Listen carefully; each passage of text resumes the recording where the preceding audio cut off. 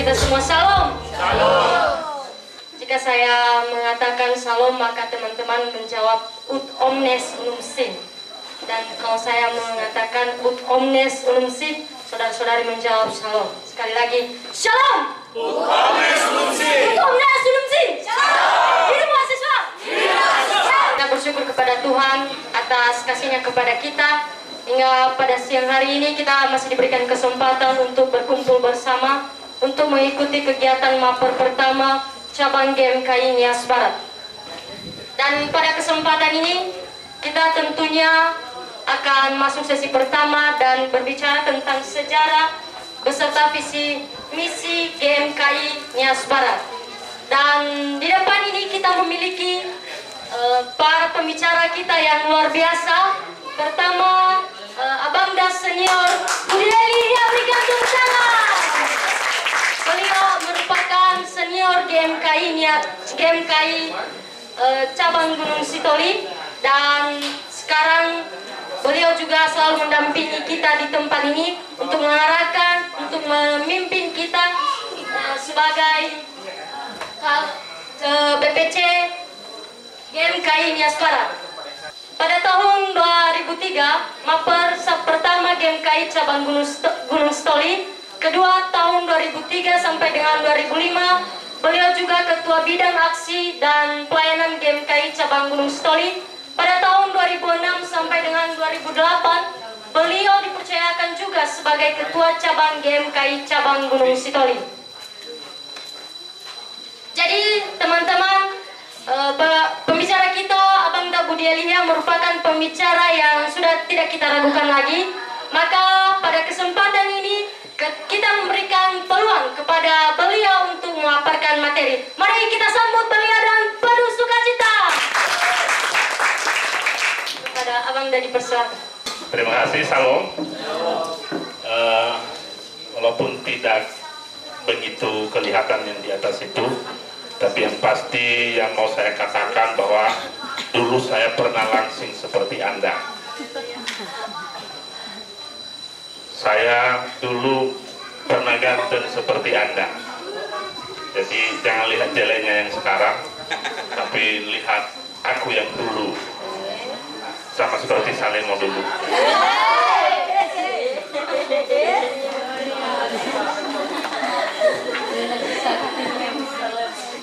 Oke, kamu lihat apa yang di atas ini? GMKI. Ada ut omnes unum sum. Nanti Anda akan belajar tentang ut omnes unum sum.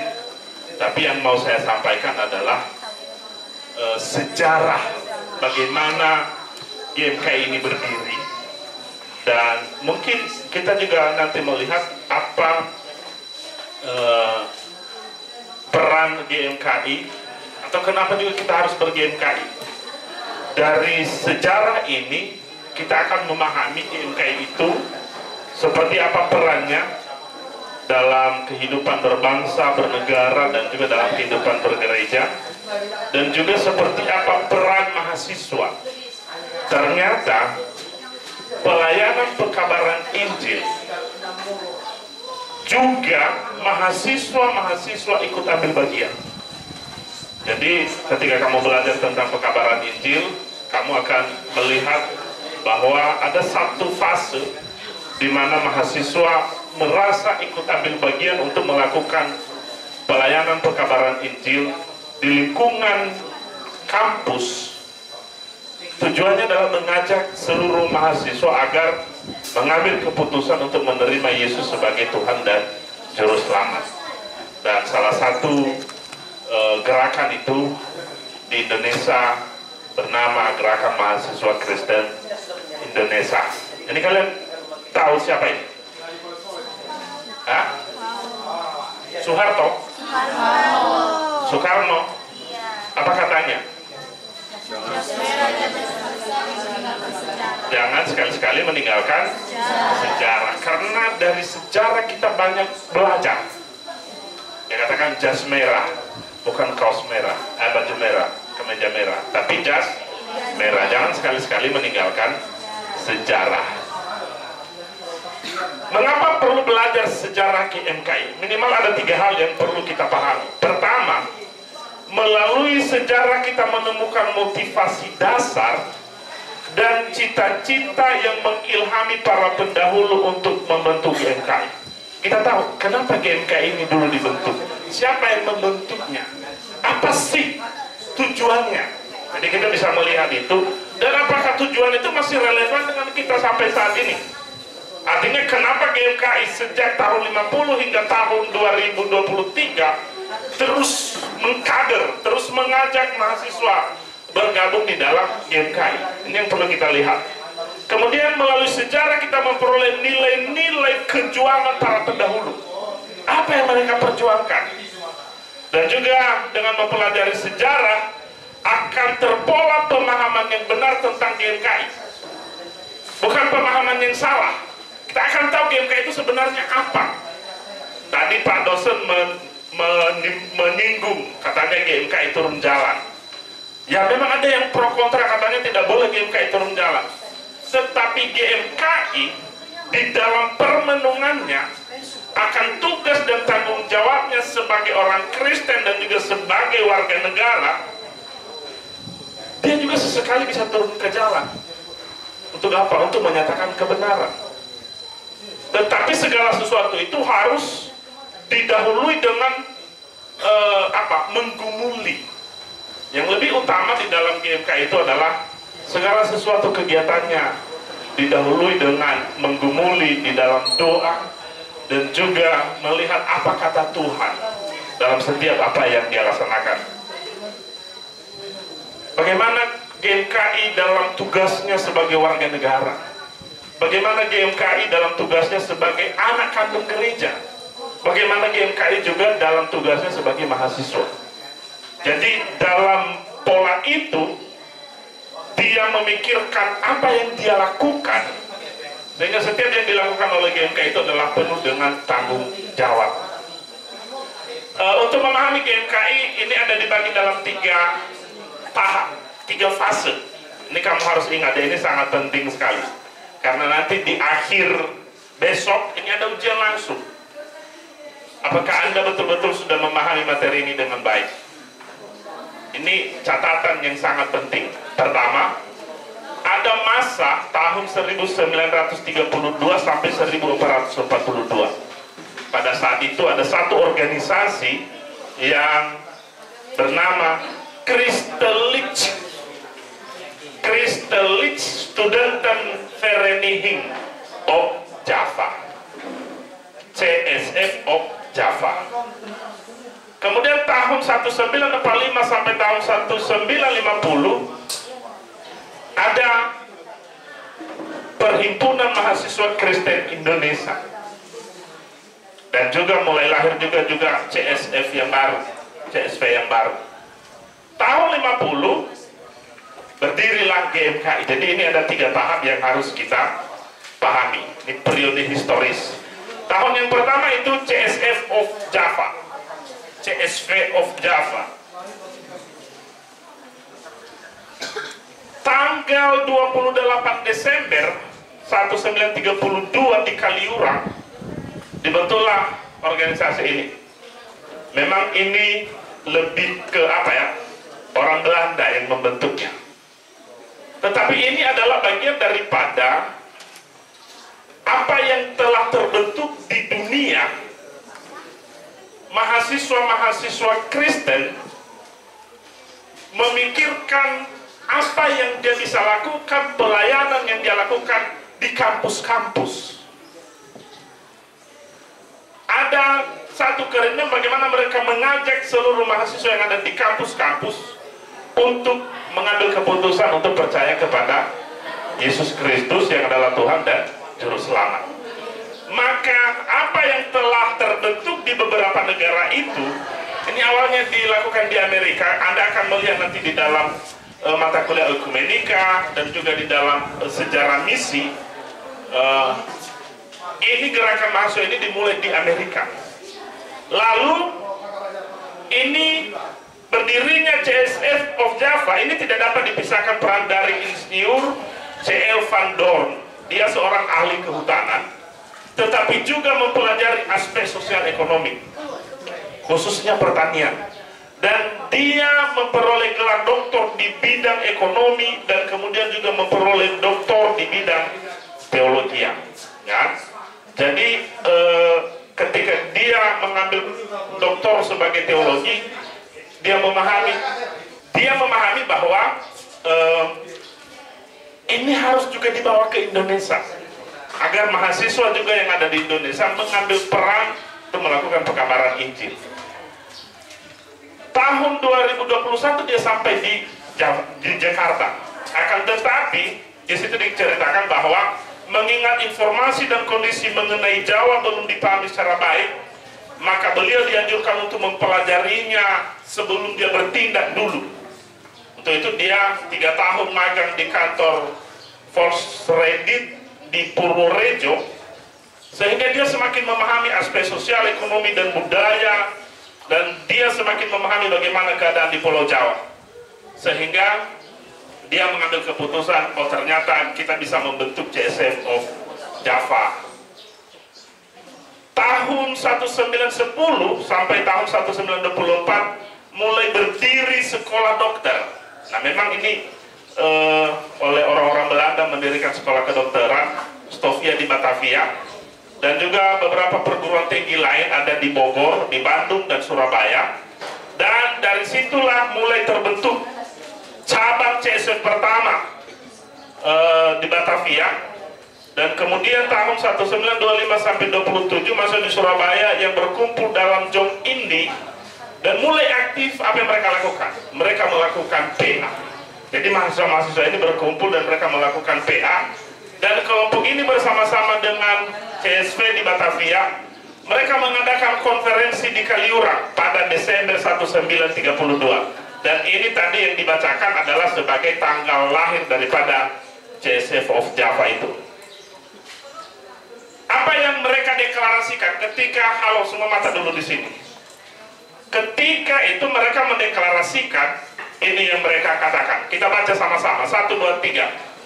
Kami wakil-wakil dari Batavia CSV, Surabaya CSV, dan sekelompok mahasiswa Mesdakte Batavia yang berkumpul pada konferensi pemuda ke-7 di Kaliurang bersama-sama dengan beberapa orang mahasiswa Kristen Bandung telah sepakat dan membentuk suatu CSV gabungan, yaitu Christelijk Studentenvereniging of Java. Dengan mendirikan CSV ini, kami bermaksud menyatakan diri dengan CSV lainnya di seluruh dunia yang tergabung dalam World Student Christian Federation untuk bersama-sama bersaksi tentang Yesus Kristus di kalangan dunia kemahasiswaan. Ini penting ya. Adalah tujuan jujur kami untuk menjunjung moto WSCF Ut Omnes Unum Sint di kalangan organisasi kami, demi menyatukan para mahasiswa dari berbagai suku bangsa di sini. Kami yakin bahwa usaha awal kami, kelihatan tidak?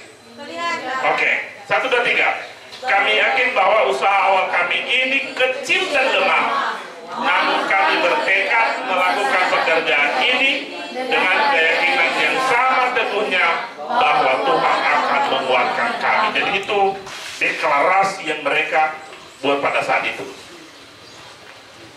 Ada yang menarik, tahun 1926 tokoh pendiri WSCF, Anda nanti coba cari siapa nama orang ini, dia John Ermont.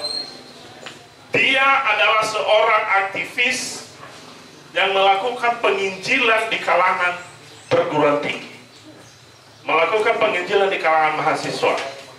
Dia datang ke Jakarta, dan ini memberikan semangat, dan ini menjadi embrio bagi gerakan oikumene ke seluruh dunia. Kedatangan beliau di Indonesia juga merupakan tonggak sejarah yang amat penting bagi GMK di Indonesia. Walau masih dalam usia muda, CSV of Java menjadi tuan rumah pelaksanaan konferensi GMK se-Asia pada tahun 1933. Luar biasa ya. Dia menjadi, Indonesia menjadi tuan rumah, dan pada saat itu CSV of Java diterima sebagai anggota dengan status corresponding member of WSCF. Jadi ada 3 tingkat menjadi anggota WSCF. Jadi pada saat ini tingkatan kedua corresponding member WSCF. Nah, ketika terjadi penjajahan di Jepang sekitar tahun 42, karena tadi CSF of Java ini dibentuk oleh Belanda, lalu ketika Jepang menang, Belanda dan beberapa negara sekutu yang lainnya diusir dari Indonesia, Jepang masuk, sehingga tahun 42 CSF of Java pun selesai, karena ini dianggap sebagai organisasi bentukan Belanda. Jadi sejak tahun 1942 CSF of Java hilang dari bumi Indonesia. Walaupun demikian, ada beberapa pemimpin yang lahir dari CSF of Java. Pertama, tahun 1932 sampai 36, dan juga tahun 39 sampai 42, CSF of Java dipimpin oleh Dr. J. Leimena. Ini Dr. J. Leimena. Anda boleh nanti melihat biografinya, Anda coba cari. Dia seorang dokter, dia seorang kepercayaan Presiden Soekarno. Dia diangkat menjadi Menteri Kesehatan, dan salah satu yang dia cetuskan adalah bahwa harus dibentuk pusat kesehatan masyarakat. Jadi kalau Anda tahu puskesmas itu dicetuskan oleh Johannes Leimena. Kenapa? Karena dia merasa bahwa masyarakat itu banyak penyakitnya, jadi kegiatan itu harus di tengah-tengah masyarakat, sehingga dibentuklah di setiap atau di desa-desa yang bernama puskesmas. Ada pernah dokter saya tanya, dia tidak tahu ternyata bahwa yang mencetuskan lahirnya puskesmas itu adalah Johannes Leimena. Dan puji Tuhan, dia adalah seorang Kristen, pendiri CSF of Java, dan juga sekaligus menjadi pendiri GMKI. Jadi ada beberapa orang di sini pimpinan CSF of Java. Setelah CSF of Java melebur, maka beberapa mahasiswa kedokteran dan juga bagian hukum di Jakarta membentuk suatu organisasi mahasiswa Kristen untuk menggantikan CSF of Java yang sudah tidak ada lagi. Maka dalam satu pertemuan di STT Jakarta tahun 45, dibentuklah PMKI, Persekutuan Mahasiswa Kristen Indonesia. Dan sebagai pengurus pusat pada saat itu terpilih lagi Johannes Leimena. Lalu setelah itu, setelah Jepang pergi, kembali Belanda menduduki Indonesia. Maka pada saat itu mulai dihidupkan kembali CSV. Jadi ada dua saat itu, ada PMKI dan ada juga CSF. Yang pastinya bahwa organisasi ini adalah mereka memikirkan bagaimana pelayanan di lingkungan mahasiswa dapat dilakukan dengan baik. Tahun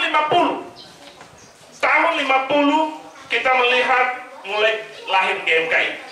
Untuk memahami tentang GMKI ada juga 3 tahap: masa perkembangan, masa konsolidasi, dan masa pengutusan.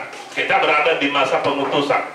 Masa perkembangan itu pertama, ketika berakhirnya pertikaian bersenjata antara Indonesia dan Belanda di akhir tahun 49, maka berakhir pula pertentangan antara PMKI dan CSV yang baru. Jadi ternyata dua organisasi ini mengalami pertentangan, PMKI dengan CSV. Karena CSV ini adalah bentukan Belanda, PMKI betul-betul lahir dari mahasiswa-mahasiswa Kristen Indonesia. Jadi pada saat itu tentu saja Belanda lebih berpihak kepada lembaga yang dibentuk oleh Belanda, itulah CSV. Tapi setelah tahun 49, maka tidak ada lagi pertentangan. Tanggal 9 Februari tahun 1950 diadakan pertemuan di rumah Dr.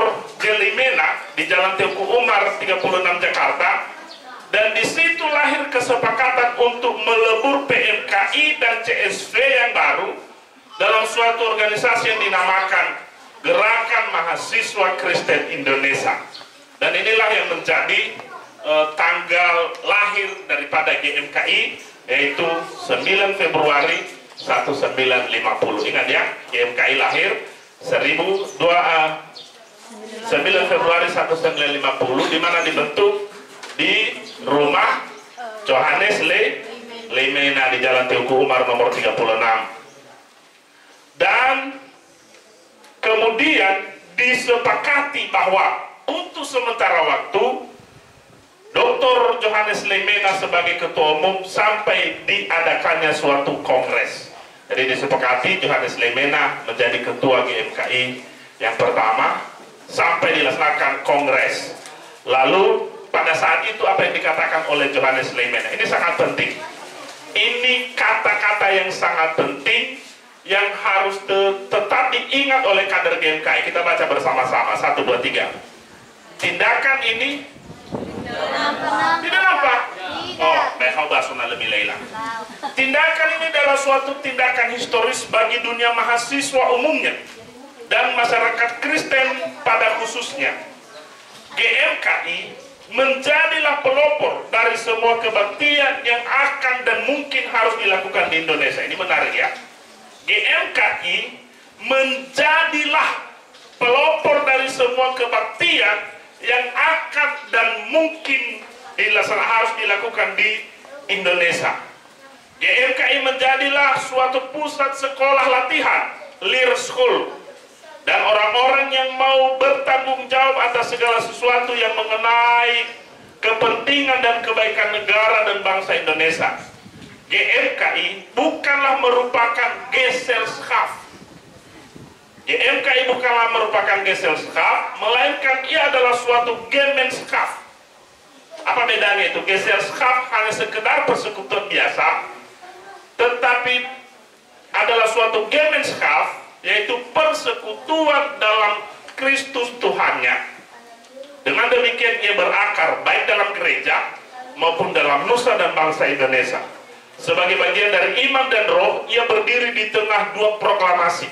Nah, ini tadi sudah disampaikan. Pertama, proklamasi kemerdekaan nasional, dan yang kedua, proklamasi Tuhan Yesus Kristus dengan Injilnya ialah Injil kehidupan, kematian, dan kebangkitan. Jadi ini kata-kata ini yang terus memberikan semangat bagi GMKI, dan kata-kata ini juga yang terus mengingatkan ketika GMKI lari dari rel yang telah ditentukan. Di sini diharapkan GMKI menjadi pelopor dalam setiap kebaktian yang dilaksanakan di seluruh Indonesia. Jadi kader-kader GMKI harus dekat dengan gereja. Kader-kader GMKI harus menjadi aktivis gereja, bukan lepas dari gereja. Makanya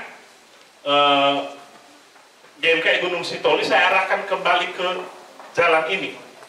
Kemarin ketika beberapa pertemuan di YDPK, ya puji Tuhan GMKI Gunung Sitoli sudah bekerja sama dengan YDPK, dan mereka sudah mulai melakukan penelaahan Alkitab di YDPK, yang tentunya kita berharap GMKI Gunung Sitoli bisa menjadi misionaris-misionaris yang melakukan pelayanan kepada mahasiswa-mahasiswa di kampus Gunung Sitoli. Dan mungkin juga demikian kita ke depan. Ke depan dalam 1, 2, 3 tahun ke depan, tidak hanya jurusan PAK dan teologi yang ada di Nias Barat ini, amin. Ke depan akan ada jurusan-jurusan yang lain. Dan kita berharap GMKI mengambil peran itu nanti, memberitakan kepada seluruh mahasiswa bahwa Yesus itu adalah Tuhan dan Juru Selamat.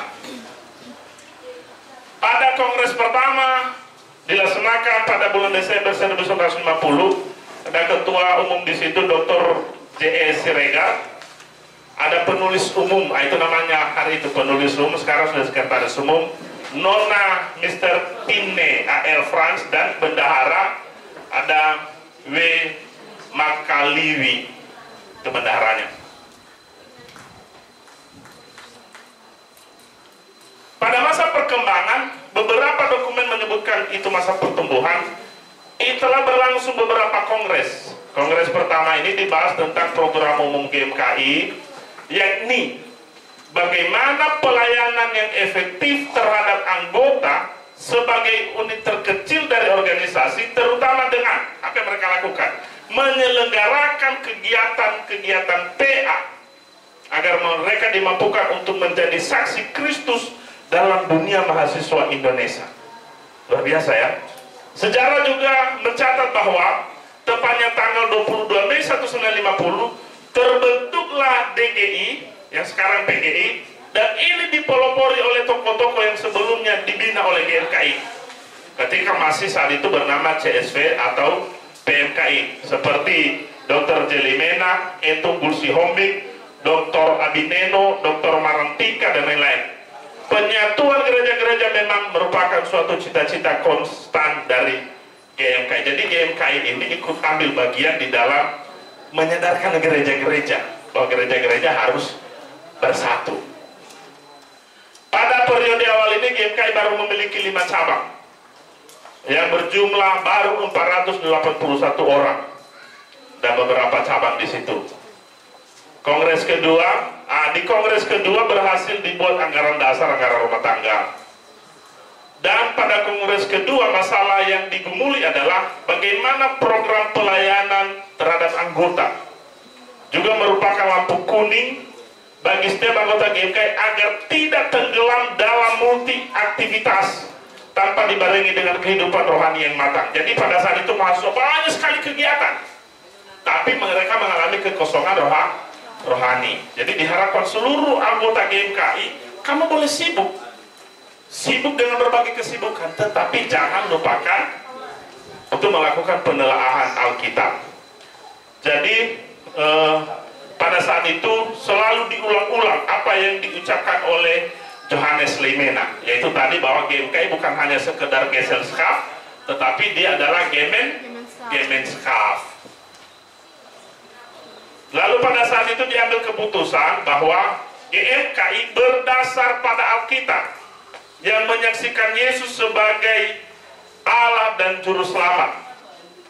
Jadi itu pada kongres kedua diambil keputusan bahwa GMKI berdasar pada Alkitab dan tujuannya adalah untuk menyaksikan Yesus Kristus sebagai Allah dan Juru Selamat. Pada kongres ketiga di Yogyakarta ada beberapa GMKI yang berdiri, dan puji Tuhan pada saat itu GMKI diterima menjadi anggota full dari WSCF. Itu tahun 53. Pada masa konsolidasi, pada masa ini dilaksanakan konferensi studi dan kongres nasional pada bulan Juli yang berlangsung di Surabaya. Dan pada saat ini dicatat atas inisiatif GMKI telah disepakati agar dua organisasi pemuda Kristen yang berseteru, yaitu PPKI, Persatuan Pemuda Kristen Indonesia, dan MPKO, Majelis Pemuda Kristen Oikumene, untuk meleburkan menjadi satu organisasi, yaitu pada tanggal 23 April 1962 terbentuk Gerakan Angkatan Muda Kristen Indonesia. Jadi GMKI menjadi pelopor di situ agar ada dua lembaga pemuda agar mereka bersatu, dan sehingga lahirlah Gerakan Angkatan Muda Kristen Indonesia, GAMKI. Jadi jangan ketika kamu melihat nanti ada GAMKI, itu salah tulis, tidak, ada GMKI, ada GAMKI. Juga pada masa konsolidasi tahun 60 sampai tahun 70, GMKI mulai semakin berkembang, membentuk cabang-cabang di beberapa daerah, dan sudah mulai dirumuskan bagaimana pola pelayanan dan juga garis panggilan umum, dan banyak cabang-cabang yang terbentuk. Itu tahun 60, jadi dia semakin menyebar. Dan pada kongres ke-9 GMKI yang berlangsung di Pematang Siantar tahun 63, di situ diambil satu keputusan bahwa GMKI menyatakan diri sebagai anak kandung gereja. Artinya bahwa GMKI tidak boleh terpisah daripada gereja.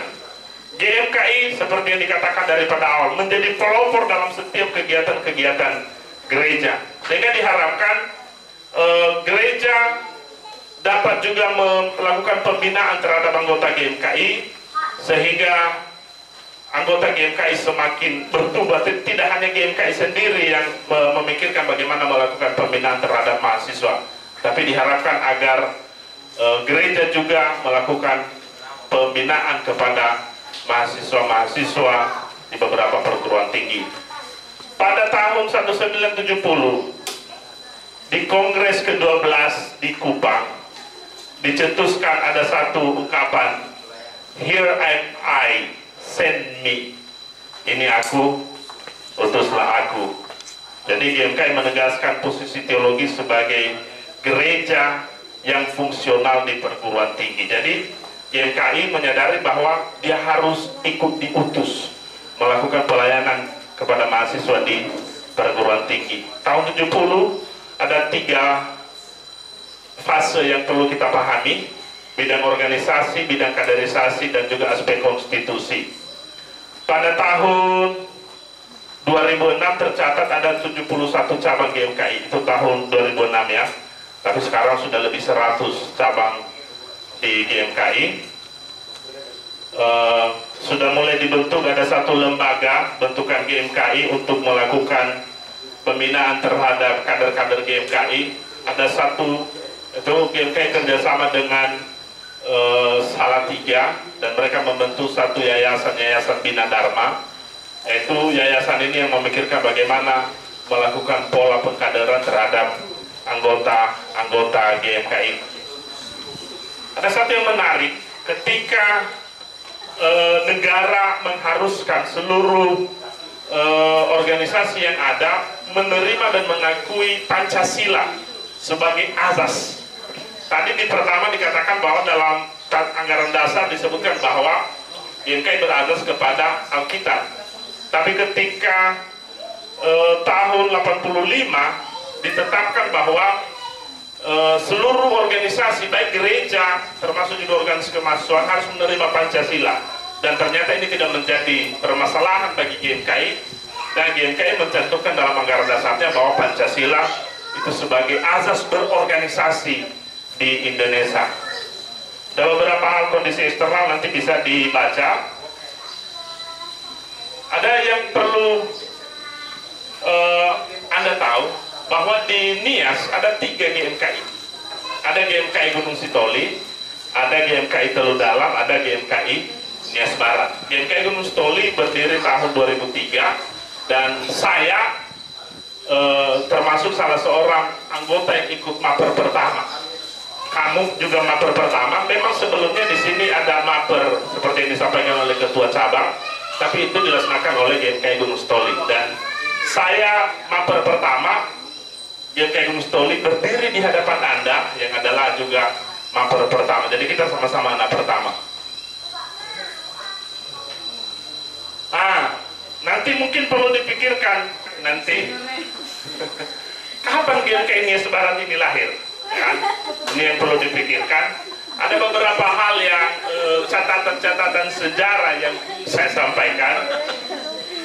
Ya, ini memikirkan, ini menjawab, memberi arahan. Tunggu saja. Pertama, GMKI cabang Gunung Sitoli melaksanakan maper di STT Anugerah Misi Nias Barat sebanyak 2 kali. Yang pertama tahun 2021, pada saat itu ada 41 orang yang dimaperkan, termasuk Ketua STT Anugerah Misi Nias Barat, tepuk tangan. Termasuk pembina Yayasan Relove Indonesia. Jadi mereka maper tahun 2021. Dan puji Tuhan, Pak Pembina didaulat oleh seluruh peserta pada saat kongres untuk menjadi ketua cabang. Jadi kita sudah aman di negara Anugerah Misi Nias Barat ini. Karena ketua STT kita sudah kita maperkan, pembina yayasan juga sudah kita maperkan, bahkan menjadi ketua cabang pertama. Jadi nanti perjalanan GMKI ke depan pasti semakin lebih baik. Amin. Tahun 2022 dilaksanakan lagi maper, ada 33 orang. Jadi itu yang menjadi anggota pertama, anggota pendahulu dari GMKI cabang Nias Barat. Yang menariknya lagi, tanggal 14 Mei 2022, walaupun belum terbentuk cabang di Nias Barat, tetapi STT Anugerah Misi Nias Barat telah dikunjungi oleh Ketua Umum GMKI ini yang baju kuning ini, Ketua Umum GMKI, dan saat itu diberi cenderamata yaitu gaeda, masih afusi gaeda menuban, gaeda no aus, masih afusi dan menuban, anono.